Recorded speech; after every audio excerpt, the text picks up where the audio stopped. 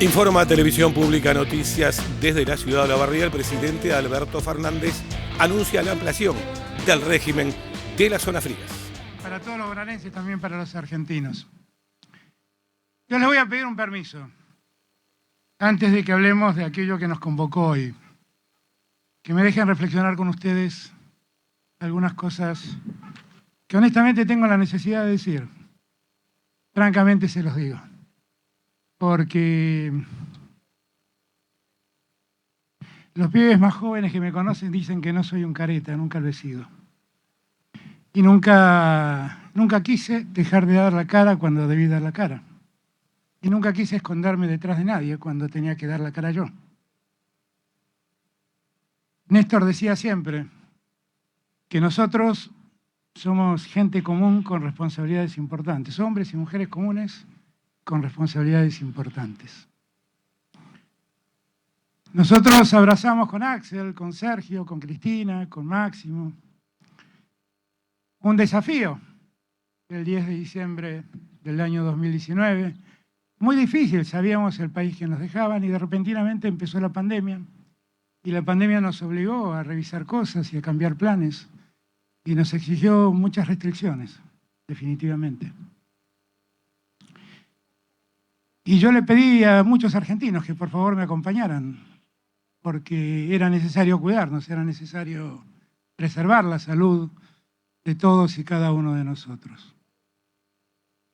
Yo todos esos meses me quedé trabajando en Olivos por recomendación de los médicos, pero Olivos se convirtió repentinamente en casi una ciudad, porque allí iban los gobernadores, los diputados, los ministros, las ministras, secretarios, empresarios, iban futbolistas, dirigentes de fútbol, actores, actrices, gente que tenía problemas que la pandemia le había causado y que también necesitaban ser oídos.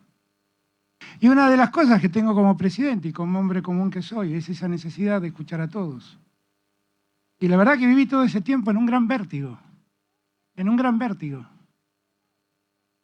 vértigo que no es que me hizo tener reuniones con 10 personas, me hizo tener reuniones con cientos de personas. Y no podía hacer otra cosa, yo era el presidente de la Argentina y tenía que escuchar para ir resolviendo problemas. Y alguna vez llegó un pedido para ver quiénes ingresaban a Olivos. Y nosotros hicimos público ese pedido. Y no ocultamos nada, mostramos exactamente porque gracias a Dios nada debo ocultar de mi vida personal. Nada, absolutamente nada. Y entonces así se conoció el listado de gente que ingresó a Olivos y después todo lo demás ya lo conocen ustedes. Y en ese contexto, el 14 de julio, día del cumpleaños de mi querida Fabiola, Fabiola convocó una reunión con sus amigos y a un brindis, que no debió haberse hecho, que definitivamente me doy cuenta que no debió haberse hecho y que lamento que haya ocurrido, claramente lo lamento.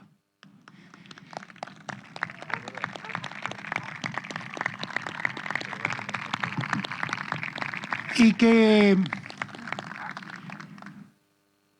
que mirado en retrospectiva debía haber tenido más cuidados, que evidentemente no los tuve.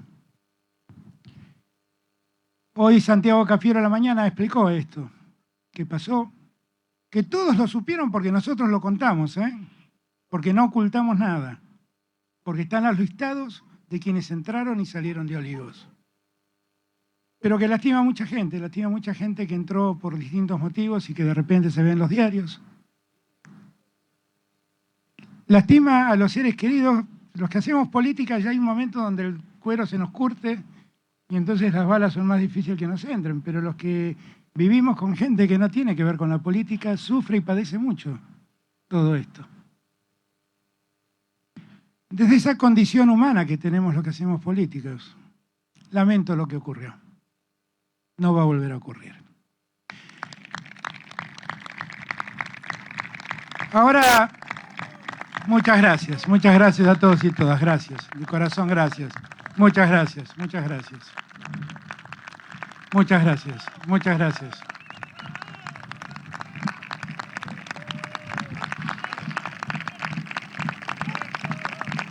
Muchas gracias.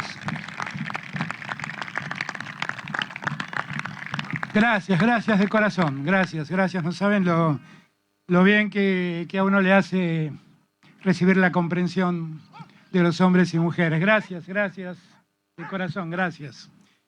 Bueno, dicho esto, vayamos a aquello que nos convoca, que es lo que realmente debe preocuparnos hoy, porque como en aquel entonces me preocupaban los problemas de la Argentina, me siguen preocupando hoy. Y sigo dedicado a ver cómo resolvemos los problemas que la Argentina tiene, que son muchos. Y que, como bien dijo Axel, parece que algunos piensan que la pandemia sirve para aplicar una suerte de pastilla que borra de la memoria lo que pasó en la Argentina, pero antes de la pandemia. También podríamos recordar lo que pasó durante la pandemia, porque recuerdo la cantidad de marchas que llamaron y que favorecieron múltiples contagios. Pero bueno, me preocupa ver en qué punto estamos y qué es lo que estamos haciendo acá en Olavarría. Miren, yo creo que a pesar de la pandemia, que ha sido muy dura, nosotros hemos sido capaces como gobierno de poner en pie un país que estaba arrodillado, en todo sentido, ¿eh? Piensen ustedes que era un país donde el Ministerio de Salud no existía, donde no existía el Ministerio de Trabajo, donde no existía el Ministerio de Ciencia y Tecnología. Piensen ustedes que vivíamos en un país donde algunos creían que en la universidad pública uno caía y con ese discurso se conformaban. Y vivíamos en un país que tenía una provincia, que era Buenos Aires, donde una gobernadora se jactaba de no inaugurar más hospitales. Y en esta misma provincia se cerraron escuelas. Y vivíamos en un país donde una mañana nos levantamos después de que la Argentina estaba en default porque habían tomado 40 y tantos mil millones de dólares del sector privado y nos dijeron, bueno, no nos prestan más plata, así que ahora vamos al Fondo Monetario. Y en 1 minuto 30 nos informaron que tomaban un crédito de 57 mil millones de dólares para hacer frente al desastre que habían hecho en Argentina. Yo por entonces era candidato y recibí a las autoridades del fondo. Y les dije, por favor, no les den más dinero, porque esta gente todo el dinero que entra se lo fugan. Y el fondo no me escuchó. Lo cierto es que desde el día que ocurrió la primera vuelta, algún día de agosto, 12 de agosto, hasta el 27 de octubre, que ocurrió la primaria y la elección general, del sistema financiero argentino se fugaron 23 mil millones de dólares. Para eso sirvió la plata que el fondo le entregó a Mauricio Macri y a su equipo de maravilla, según él decía. Para eso sirvió. Y nosotros tuvimos que remontar todo eso. Pero en medio de la pandemia, tuvimos que recuperar esos hospitales que estaban sin terminar y los terminamos. Acá en la provincia de Buenos Aires, en La Matanza, con Axel terminamos 2, que estaban casi listos y inexplicablemente, como la gobernadora se jactaba de no hacer más hospitales, los hospitales quedaron sin terminar. Y los terminamos en tiempo récord, porque en la pandemia nos corría muy de cerca. Y lo mismo hicimos con muchos otros hospitales del interior del país. Ayer en Entre Ríos recordábamos con el gobernador que en Entre Ríos hicimos otro tanto. Y como no nos alcanzaba el tiempo para construir más hospitales de esa envergadura, casi una treintena de hospitales modulares distribuimos a lo largo de todo el país. ¿Y qué conseguimos con eso? Conseguimos que en la Argentina el que se enfermara como consecuencia de la pandemia no tuviera que padecer la falta de atención médica. Y eso fue muy importante, porque nadie se murió en su casa o se murió en la calle porque no hubo una cama y un respirador para él. Nadie.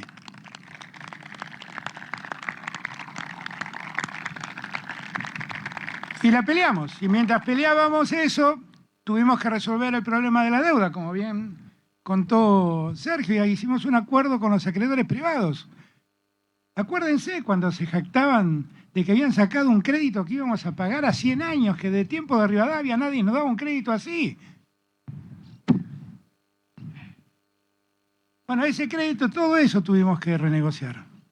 Y al cabo de la renegociación, ¿qué logramos? Ahorrarle a los argentinos 37.000 millones de dólares.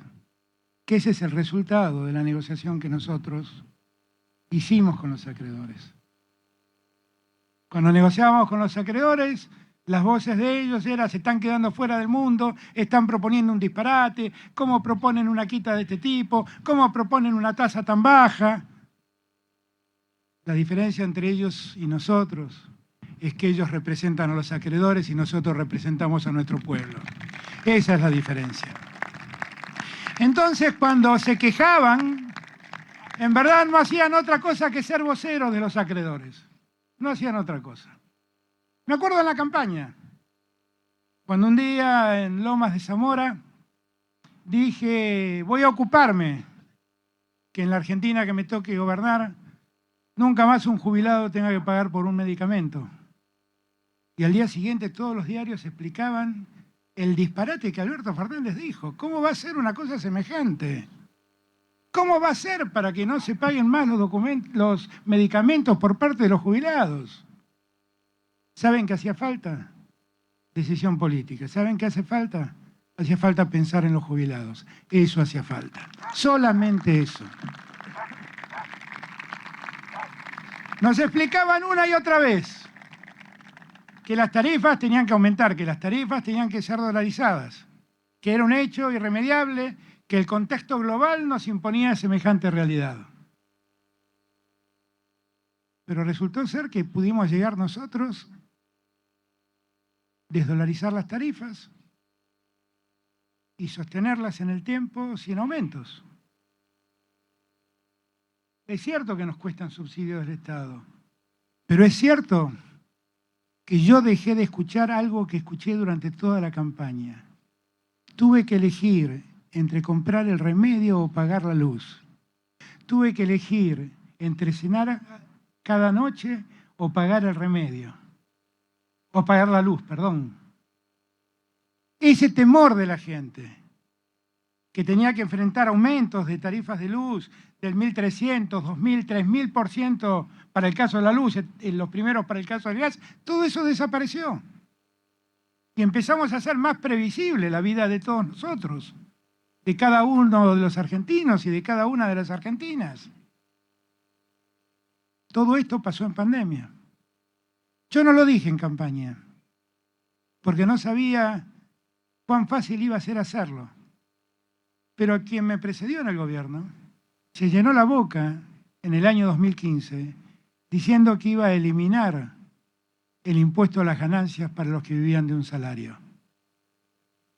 Él lo decía. Cuando fue gobierno, no solo no lo hizo, sino que lo aumentó. Yo no lo dije, pero lo hicimos.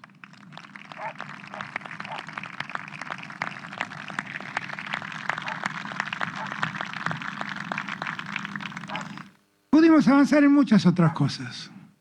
Cosas que tienen que ver con ampliar derechos, con dar más igualdad, con respetar la diversidad. Hemos hecho todo lo necesario para que la democracia impere entre nosotros. A veces escucho que dicen: Alberto es un autócrata, es una nueva versión de, no sé, antes al principio era chavista, ahora soy autócrata, dicen. Alberto es un autócrata, pero la verdad, ¿dónde está mi autocracia? No la encuentro. Porque la verdad es que yo voy haciendo zapping por los canales de televisión y escucho las cosas que dicen de mí. Y nadie ha sido proscripto por esto. Y a nadie se persiguió por esto. Yo nunca llamé al dueño de un canal de televisión y le exigí que haga o deje de hacer algo. Y mucho menos lo encarcelé. Yo no lo hice. Y resulta que el autócrata soy yo, y resulta que los republicanos eran ellos. Y ahora vemos cómo poco a poco se va sabiendo la verdad. Se va sabiendo todo. Hasta se profugan antes de dar explicaciones. ¿Por qué les cuento todo esto? Porque también hubo un tiempo, mientras nosotros avanzábamos en este derrotero, donde siempre nuestra preocupación central eran los hombres y mujeres de nuestra patria, nuestro pueblo. A ellos les gusta más llamarlo gente. A mí me gusta más llamar pueblo a ese conjunto humano que somos nosotros. Pareciera ser que la gente es algo distinto a mí. No, yo soy el pueblo como ustedes, somos parte del pueblo, todos somos el pueblo.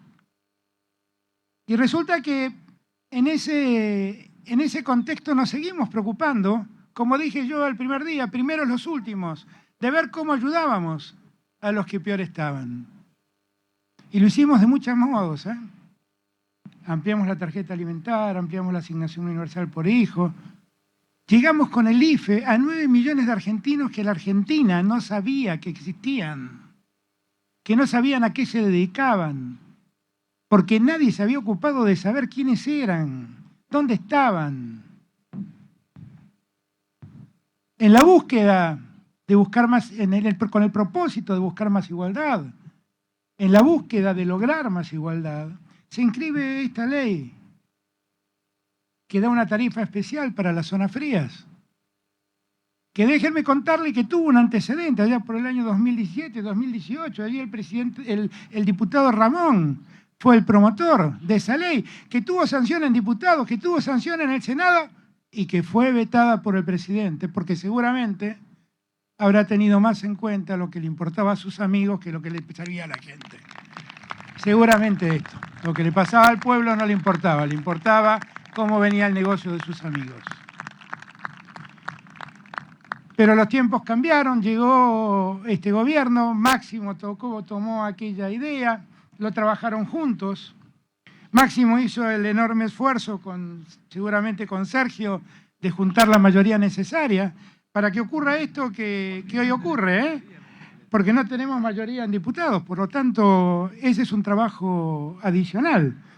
Pero hoy 17 provincias se ven favorecidas con esto. Hemos agregado 7 provincias más. No hemos hecho ninguna distinción política.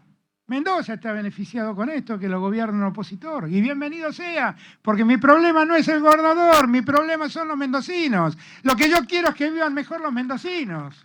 Ese es el objetivo. Estamos llevando esta solución a 4 millones de hogares.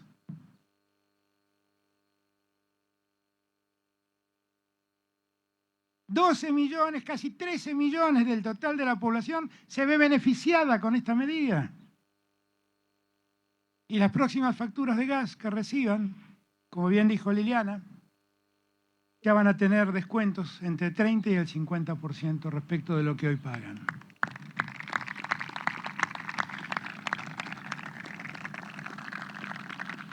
Y seguimos trabajando, porque mientras hicimos todo esto, también a instancias de Máximo, salió una ley muy importante para la Argentina, que es una ley que es modelo en el mundo, la del aporte solidario de las grandes fortunas, que ha servido para mucho, no solamente para que el Estado tenga más recursos, sino para que podamos encarar un auxilio para los que más lo necesitan. Días atrás estuve en la provincia del Chaco y allá, en las afueras de la ciudad de Resistencia, hay un barrio muy pobre, muy humilde, que se llama La Rubita, donde viven miles de familias. Los recursos, parte de los recursos que se originan en la recaudación de ese aporte solidario, van a urbanizar barrios como La Rubita, van a hacer mejor la vida de los argentinos y de las argentinas. Y de verdad que yo les doy gracias a cada uno de los que en virtud de su fortuna aportaron lo necesario. Les doy gracias. Les agradezco sinceramente la solidaridad que han tenido para con su pueblo y lamento mucho la miserabilidad de los que no lo hicieron. Lo lamento mucho, porque la historia dirá quiénes fueron los que pudieron y ayudaron y quiénes fueron los que pudiendo prefirieron la avaricia de ser más ricos.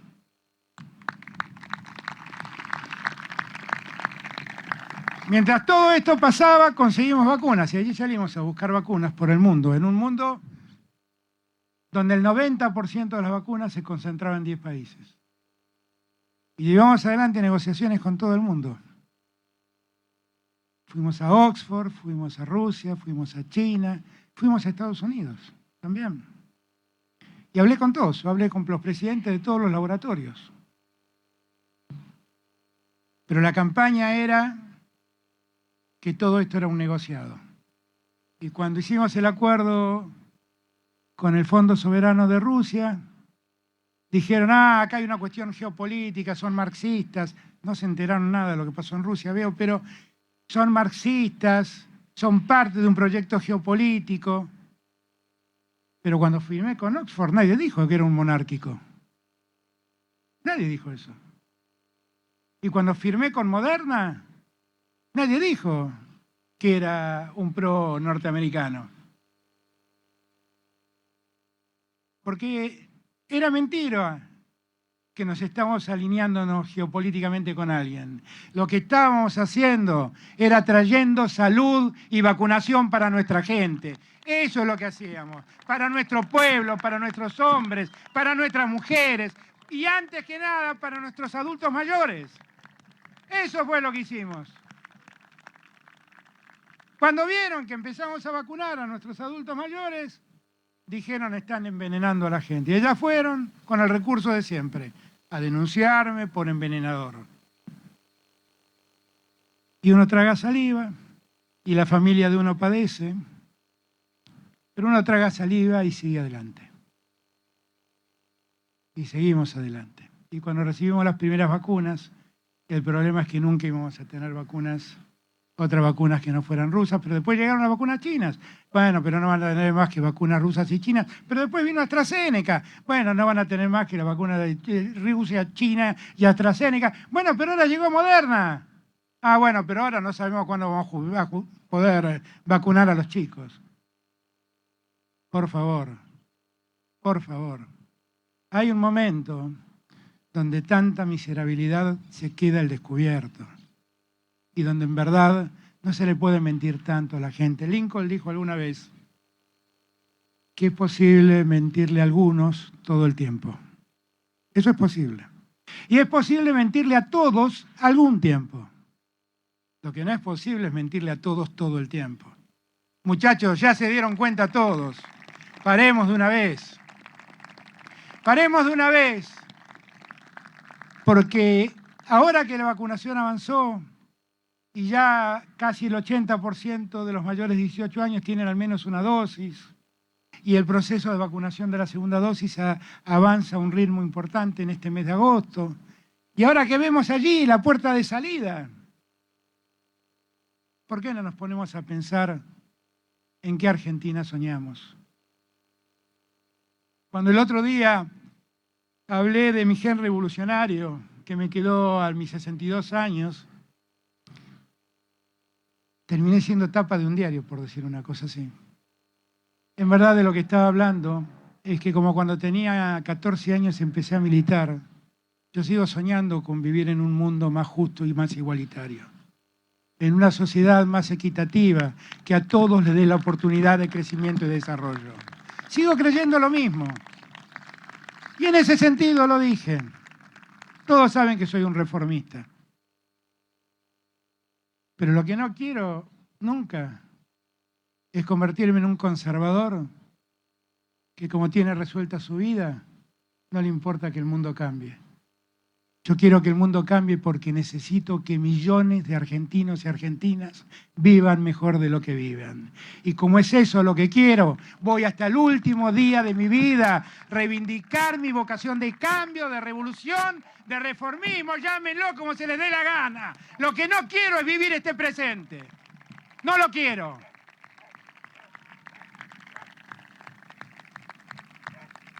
Ahora que está allí la puerta de salida, ya estamos viendo cómo las primeras luces de la puerta que nos tapaba el sol empieza a aparecer. Y se nota porque crece la industria, y se nota porque crece la economía en general, porque crece el agro, porque crece el trabajo. Y poco a poco vamos recuperando. Yo sé que tenemos muchas deudas pendientes. Yo vivo pensando en el que tuvo que cerrar su kiosco, su almacén, su negocio. Y ellos son hoy a los que más debo ayudar. Yo lo sé. Y ellos tienen el número 1 en la fila, porque son los que se quedaron en el camino en la pandemia. Y yo sé que están los jóvenes, que quieren recuperar este tiempo de encierro que han vivido. Y recuperar la vida, la alegría, el deseo de aventura que todo joven tiene. Y yo sé que están primeros en la fila. Yo no me hago el distraído con nada. Ni de las cosas que se me pasan por alto y a veces hago mal, ni de las necesidades que cada argentino y cada argentina tiene. Y como sé que somos un pueblo maravilloso, que se ha levantado 1000 veces, yo sé que esta vez nos vamos a volver a levantar. Entre todos y todas. Y que por mucho que cabe en una grieta, vamos a poder abrazarnos de una vez y para siempre, para que podamos vivir la vida que queremos. Gracias a todos y todas. Recuerde que esta y toda la información de la jornada usted la puede tener a partir de las 19 horas en la edición central del noticiero de la televisión pública. Hasta luego.